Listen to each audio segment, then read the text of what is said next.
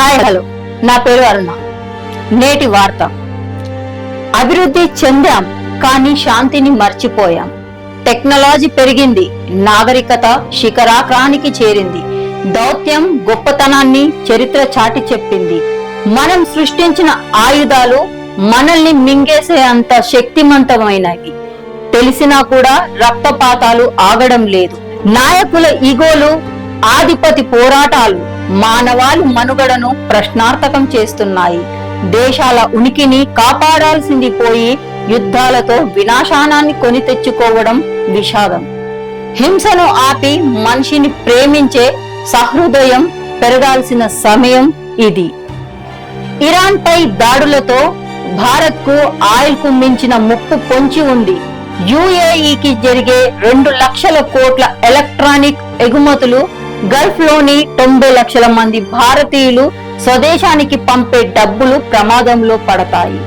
రూపాయి విలువ డాలర్ తో పోలిస్తే 100కి చేరే ఛాన్స్ ఉంది.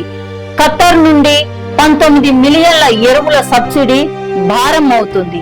పెరిగిన బంగారం ధరల వల్ల ప్రభుత్వ గోల్డ్ బండ్ల నిలువపై 2 కోట్ల 1 లక్ష అదనపు భారం పడనుంది. ఇక చెప్పాలి అంటే ఇరాన్ ఇజ్రాయెల్ యుద్ధంలో డ్రోన్లను పెద్ద సంఖ్యలో వాడుతున్నారు.